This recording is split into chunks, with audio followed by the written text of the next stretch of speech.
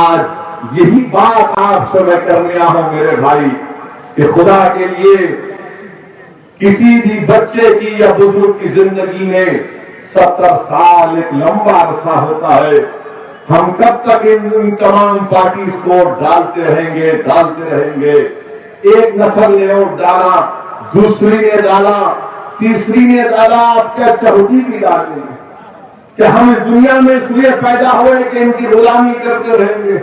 نہیں میرے بھائی, میں آپ سے کہنے آیا ہوں کہ اپنا ووٹ آپ اپنی پارٹی کے لیے ڈالیے, اپنی پہچان کے لیے ڈالیے.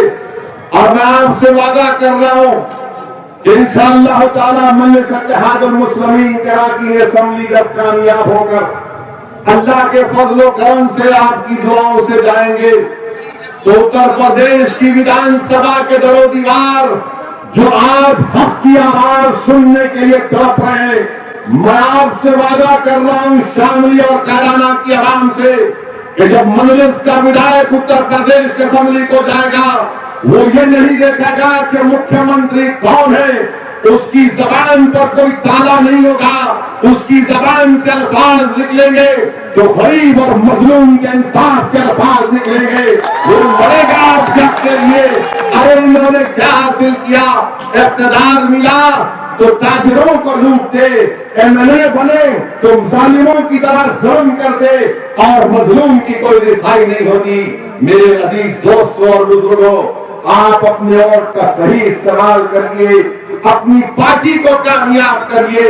اب دوبارہ ان کو ووٹ ڈالنے کا مت سوچیے. لوگ کہتے ہیں, مجھ سے کئی ہمارے لوگ سوال کرتے ہیں کہ اسدالدین اویسی اگر تمہارے 8-10 ایم ایل اے جیت گئے تو کیا ہوگا؟ اتر پردیش میں تو 400 ایم ایل اے ہیں. میں ان سے کہتا ہوں کہ انسان کی تاریخ گواہ ہے, تاریخ انسانیت گواہ ہے کہ 1400 سال پہلے کی تاریخ گواہ ہے کہ تاریخ ہم تمام سے پکار کر کہہ رہی ہے کہ انقلاب اور کامیابی کے لیے تعداد نہیں دیکھی جاتی, اخلاص کو دیکھا جاتا ہے, عزم کو دیکھا جاتا ہے, حوصلے کو دیکھا جاتا ہے. اور جس کے پاس اخلاص ہوگا, جس کے پاس عزم ہوگا, جس کے پاس حوصلہ ہوگا, جس کے پاس توکل کی طاقت ہوگی, دنیا سے بڑی بڑی طاقت اس شخص کے سامنے گھٹنے ٹیک دیتی ہے. یہ تاریخ انسانیت ہے. اسی لیے میں نے ہمارے دوستوں سے کہا کہ اگر 8-10 جیت گئے تو کیا ہوگا ان سے پوچھتے نا.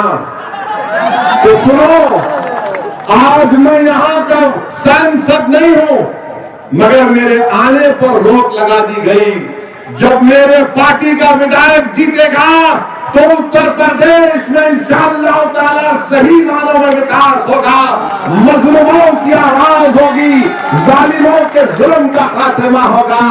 اور اگر کوئی اور پوچھتا ہے تو بتا دینا ان کو کہ ہندوستان کی پارلیمنٹ میں 540 کے قریب لوک سبھا کے ایم پی ہیں, مگر جب ایک تمہارا دیوانہ کھڑا ہو جاتا ہے سماجواد نہیں ہے, یہ یادو واد ہے, یہ پریوار واد ہے. ارے لوک سبھا کے الیکشن میں کون جیتا سوچو تھوڑی دیر کے لیے. آپ یہ الزام لگاتے مجھ پر کہ میں فرقہ پرست ہوں, میں بھڑکاؤ بھاشن دیتا ہوں. ارے میں نہ فرقہ پرست ہوں نہ میں بھڑکاؤ بھاشن دیتا ہوں, میں کسی بھی مذہب کے خلاف نہیں ہوں. یقیناً میں ایک مسلمان ہوں, توحید پرست ہوں, مگر میں کسی اور مذہب کا خلاف نہیں ہوں. یقیناً میرا ماننا یہ کہ کمزور طبقات کو ساتھ دینا پڑے گا.